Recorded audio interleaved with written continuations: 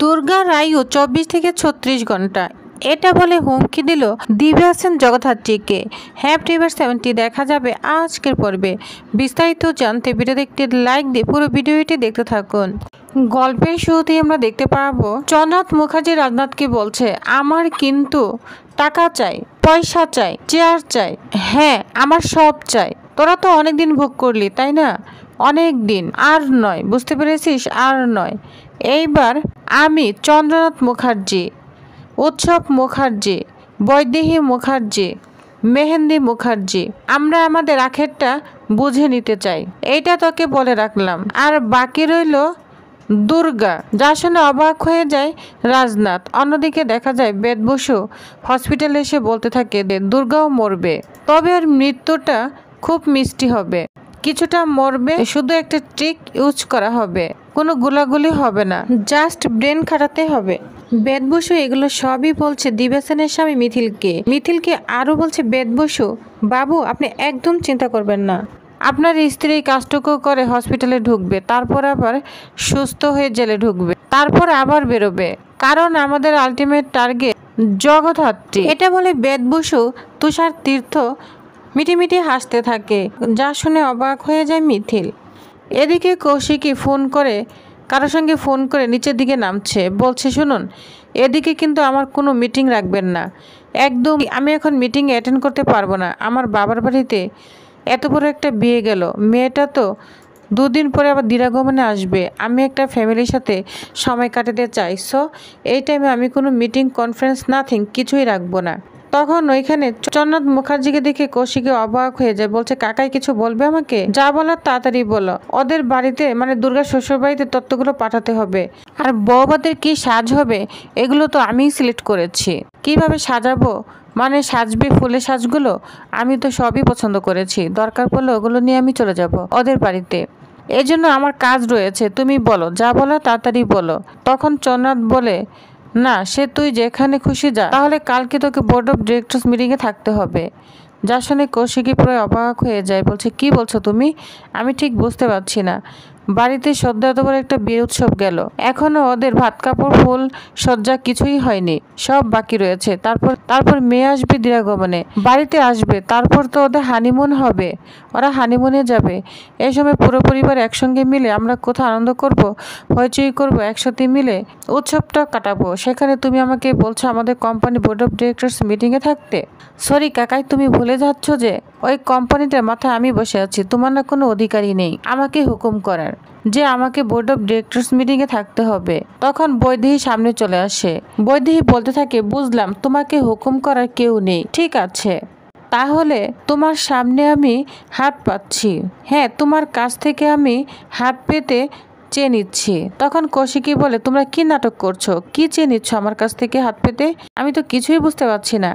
তখন বৈদেহী বলে সম্পত্তির ভাগ, কেন বুঝতে পারছো না, আমাদের সম্পত্তির ভাগ চেয়ে নিচ্ছি। যা শুনে কৌশিকী তো অবাক হয়ে যায়। তখন বৈদেহী বলতে থাকে সম্পত্তি 3 ভাগে ভাগ করে দাও, যে যার ভাগ আমরা বুঝে নিব, হ্যাঁ সমস্ত কিছু তুমি ভোগ করবে আর সবার মাথার উপর ছড়ি ঘোরাবে, তাই তো, এটা তো চিরদিন হতে পারে না কৌশিকী, সবকিছুর একটা লিমিট আছে, অনেক সহ্য করেছি, অনেক, আর নয়।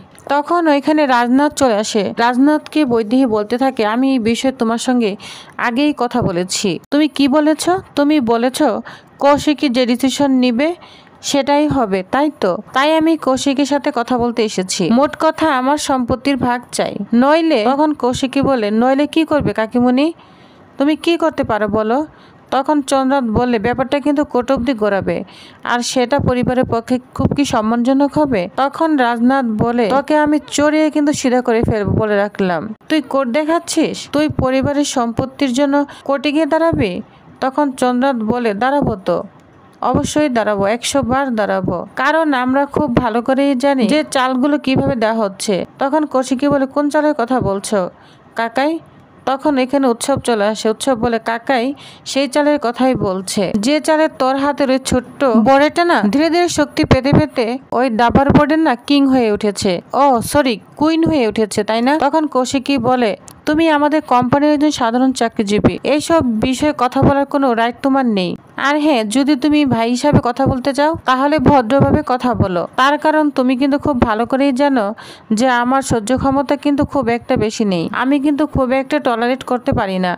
তখন বৈদেহী বলে, তুমি কাকে চোখ রাঙাচ্ছ? আমার ছেলেকে? আমার ছেলেকে তুমি চোখ রাঙাতে পারো না কৌশিকী। তুমি তোমার এই চোখ রাঙানি না তোমার কোম্পানিতে ফলাবে।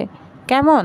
যেখানে বসে মানে যে চেয়ারে বসে পা দুলাতে দুলাতে তুমি তোমার কর্তৃত্ব ফলাও, তুমি সেখানে চোখ রাঙাবে, এই বাড়িতে নয়। বুঝতে পেরেছ? ও আমার ছেলে, আমার ছেলের উপর তুমি এভাবে চোখ রাঙাতে পারো না। তখন রাজনাথ বলে, 100 বার পারে। ও ছেলে নয়, ও কুসন্তান, ও মানুষ হয়নি, আর ও মানুষ হয়নি তোমার জন্য। তখন বৈদেহী বলে, থাক, একদম চুপ, বারবার এক কথা তুমি আমাকে বলবে না। বুঝতে পেরেছ? ঠিক আছে, আমি মানলাম আমার ছেলে মানুষ হয়নি, ঠিক আছে, আমার ছেলে খারাপ, আমি খারাপ, আমরা সবাই খারাপ। এই সম্পত্তিতে তো আমার ছেলে অধিকার রয়েছে। সম্পত্তির উপর আমার ছেলে কি কোনো অধিকার নেই রাজনাথ মুখার্জি? তখন চন্দ্রনাথ বলে, অবশ্যই আছে, অবশ্যই ওর অধিকার আছে। সম্পত্তি ভাগ না হলে ব্যাপারটা কিন্তু কোর্ট অবধি গড়াবে, আর সেটা তোকে আমি বলে রাখলাম।